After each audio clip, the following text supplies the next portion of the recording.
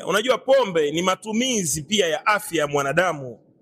Allah tabaraka wa taala hakujalia tiba yenu, uponyo wenu katika vile vitu alivyokuharamishieni.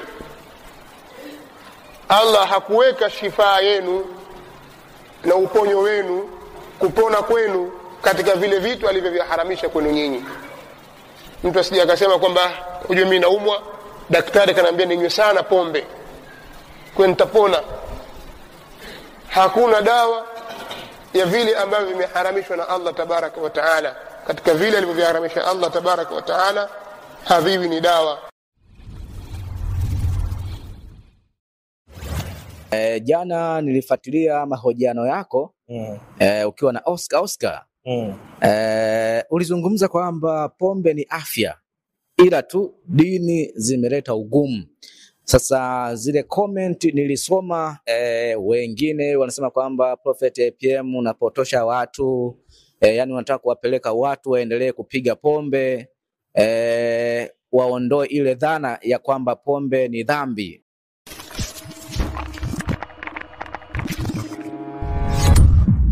Lakini usiseme pombe ni dhambi. Lakini usiseme pombe ni dhambi.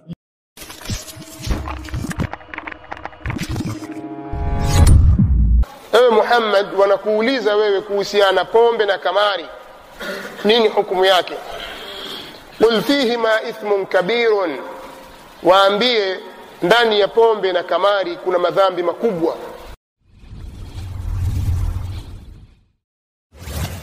Bismillahir Rahmanir Rahim. Alhamdulillahi Rabbil Alamin. Wa bihi nasta'inu ala umuri ad-dunya wad-din. اللهم إنا نستعينك ونستغفرك واغفر لنا ذنوبنا وحوبنا وخطايانا برحمتك يا أرحم الراحمين.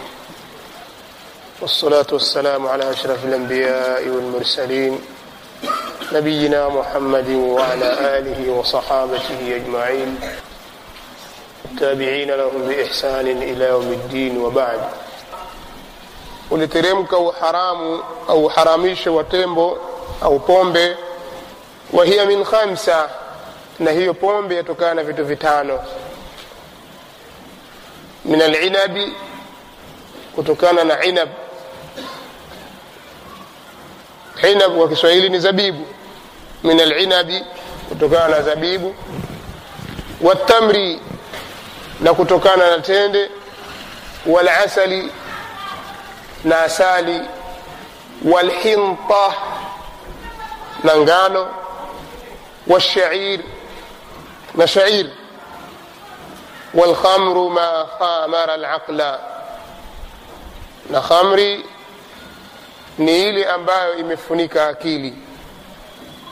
Walkhamru ma khamara alaqla muttafaqun alayhi. Shairi kwa Kiswahili ni nini? Hinta. Hinta tumesema ngano. Washair نمتامة. طيب. وعن ابن عمر رضي الله عنهما أن النبي صلى الله عليه وسلم قال كل مسكر خمر, kila chenye kulewesha ni pombe. Wa kullu muskirin haram, na kila chenye kulewesha ni haram. Kullu muskirin khamrun, kila chenye kulevya ni khamru, yani ni pombe. Wa kullu muskirin haram, na kila muskir ni haram, yani kila chenye kulevya ni haram. Akhrajahu Muslim. وعن جابر رضي الله عنه أن رسول الله صلى الله عليه وسلم قال ما أسكر كثيره فقليله حرام. Umepokewa kutoka kwa Jabir radhiyallahu anhu kwamba Mtume sallallahu alayhi wa alihi wasallam amesema, kile kinacholevya wingi wake, ma askara kathiruhu, kile ambacho kile chenye kulevya wingi wake, au kile kinacholevya wingi wake, yani kitumika kwa wingi kinalevya. Faqaliluhu haram, na uchache wake pia ni haram. Faqaliluhu haram, na uchache wake pia ni haram.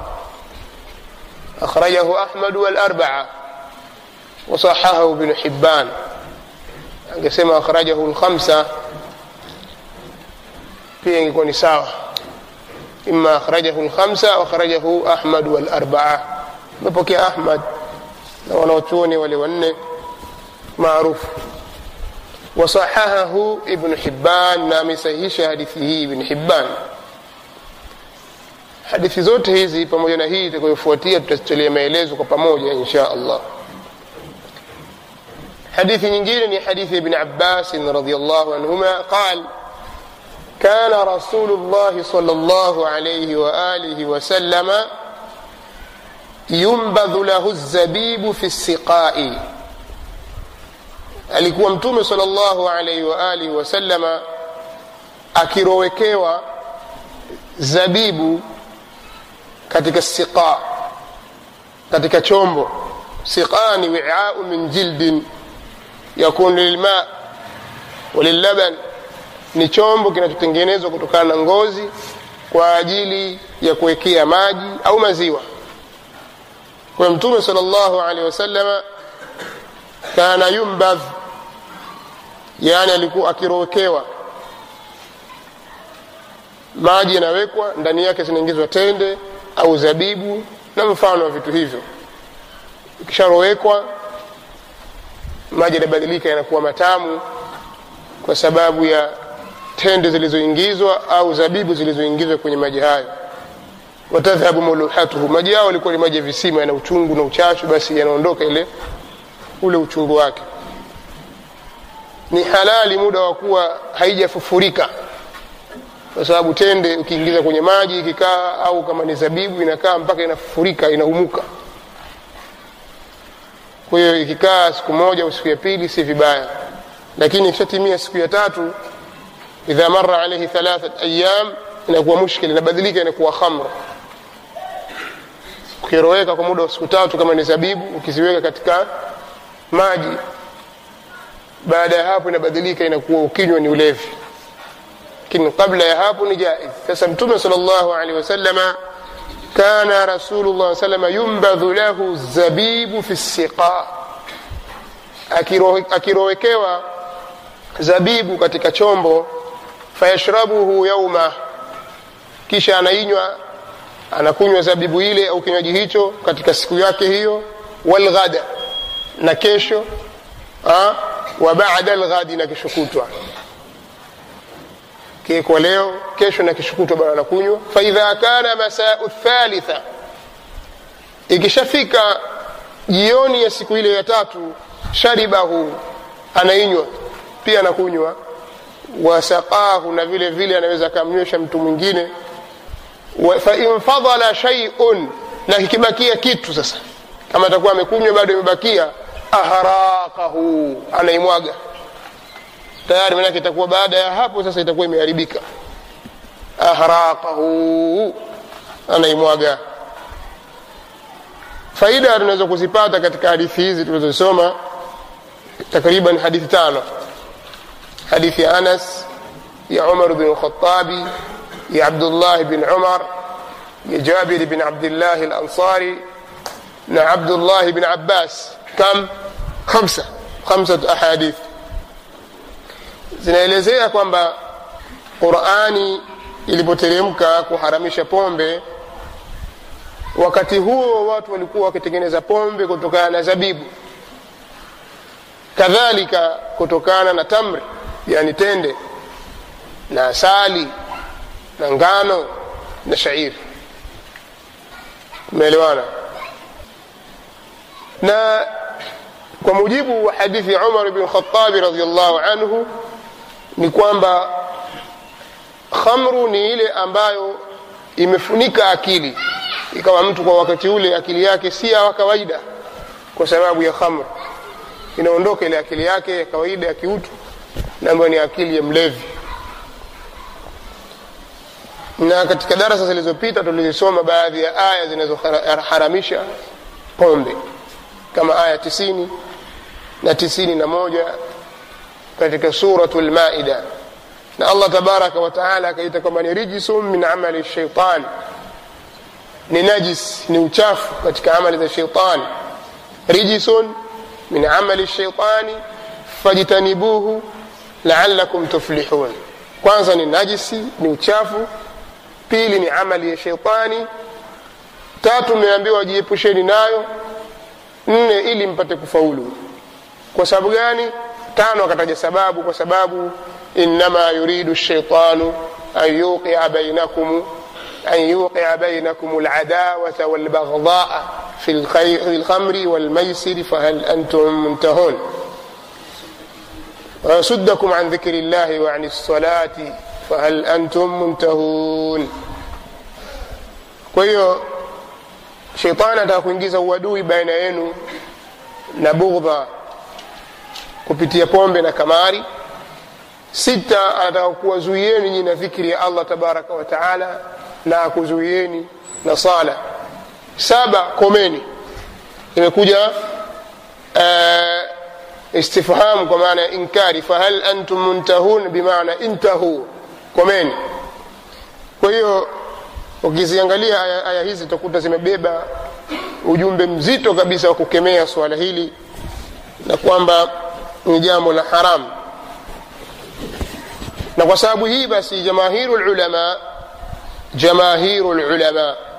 wengi katika maulama min as-salafi wal khalaf, katika waliotangulia na waliokuja baadaye, wakasimama kwenye msimamo unaosema ma akthara kathiruhu faqaliluhu haram. Wakasimama kwenye msimamo unaosema kile ambacho kitalevya wingi wake basi uchache wake pia ni haram, bila ya kuzingatia kwamba kitu hicho kimetokana na mada gani, asili yake ni nini. Min ayi naw'i min anwa'i almuskirat, sampuli yoyote katika sampuli za vyenye kulevya vitaingia katika jambo hili, sawa kana min al-inab au min at-tamri au min al-hinta au min ash-sha'ir. Haijali kwamba yuko katika sampuli gani, iwe inatokana na zabibu au tamri au asali au kitu chochote, vyote vitabaki kuwa ni haram. Sheria ya Kiislamu inaharamisha kila chenye kuvuruga akili ya mtu au afya yake, au kuwa ni mulhia, ni kitu kitakachompumbaza kuiacha dhikrullah na kuacha sala. Kwa hiyo Allah anasema fahal antum muntahun, hamkomi, komeni basi, yani kwa maana kwamba acheni. Tayib. Nikimalizia na hadithi nyinginezo, nataka nizungumzie swala, hadithi mbili zilizobakia, nizungumzie swala jingine muhimu. Wa an ummi Salama radhiyallahu anha, imepokewa kutoka kwa ummu Salama radhiyallahu anha عن النبي صلى الله عليه وسلم قال إن الله لم يجعل شفاءكم فيما حرم عليكم أخرجه البيهقي وصححه ابن حبان. imepokewa kutoka kwa ummu Salama radhiyallahu anha kutoka kwa mtume sallallahu alaihi wasallam amesema, Allah tabaraka wa taala hakujalia tiba yenu, uponyo wenu katika vile vitu alivyokuharamishieni. Allah hakuweka shifa yenu na uponyo wenu, kupona kwenu katika vile vitu alivyoviharamisha kwenu nyinyi. Mtu asije akasema kwamba unajua mimi naumwa, daktari kanaambia ninywe sana pombe kwa nitapona. Hakuna dawa ya vile ambavyo vimeharamishwa na Allah tabaraka wa taala, katika vile alivyoviharamisha Allah tabaraka wa taala haviwi ni dawa. Hadithi imetaja Imam al-Baihaqi na amesahihisha al-Imam Ibn Hibban, na ni hadithi sahihi. Hadithi ya mwisho kwenye mlango huu, babu haddi sharibi wa bayani al-muskir, ni hadithi iliyopokewa kutoka kwa Wa'il al-Hadrami, Wa'il ibn Hujr Wa'il al-Hadrami, وعن وائل الحضرمي أن طارق ابن سويد رضي الله عنهما، kwamba Wa'il ibn Hujr al-Hadrami radhiyallahu anhu anasema kwamba Tariq ibn Suwaid radhiyallahu anhu sa'ala an-nabiy sallallahu alayhi wa alihi wa sallama, Tariq alimuuliza mtume sallallahu alayhi wa sallama anil khamri yasna'uha lid-dawa, kuhusu pombe ambayo ataitengeneza kwa ajili ya dawa. Faqal, akasema mtume sallallahu alayhi wa sallama innaha laysat bidawa'in, pombe sio dawa, walakinaha da'un, lakini ni ugonjwa. Pombe sio dawa, ni ugonjwa. Anasema hivyo nani? Mtume sallallahu alaihi wasallam. Akhrajahu Muslim, hadithi amepokea Muslim nambari 1984 katika sahihi yake, wa Abu Daud hadithi nambari 3873 wa ghairuhuma, na wengineo. Kwa hiyo pombe sio dawa, ni nini? Ni ugonjwa. Pombe sio dawa, ni ugonjwa. Faida inayopatikana katika hadithi hizi mbili, kwanza tunafahamu kuwa Allah tabaraka wa taala katika taratibu za kuiharamisha pombe aliharamisha kidogo kidogo.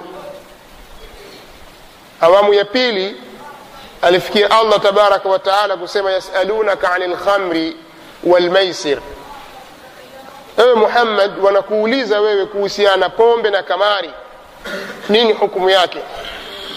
Qul fihima ithmun kabirun, waambie ndani ya pombe na kamari kuna madhambi makubwa, wa manafi'u linnas, na kuna manufaa kwa baadhi ya watu. Mtu akifungua baa yake pata pesa, ananufaika, aona kwamba ni mradi huo, wengine waona kwamba ni starehe, lakini wa ithmuhuma akbaru min naf'ihima, madhambi yaliyomo katika kamari na pombe ni makubwa zaidi kuliko manufaa yake. Manufaa yake si chochote. Kwa hiyo mtu asije akatoa ushahidi au akaanza kujitetea, wajua tunapata maslahi haya na yale. Hakuna maslahi ndani yake. Kwa mujibu wa hadithi hizi mbili tulizozisoma sasa hivi, kama pombe ni kitu muharram na ndani yake hakuna shifa, hakuna dawa, bali ndani yake kuna maradhi. Asili ya pombe msingi wake utokana na mada ya alcohol, lakini hii inakuja kwa viwango tofauti tofauti. Alcohol ipo katika kiwiliwili cha mwanadamu, lakini kwa asilimia chache sana,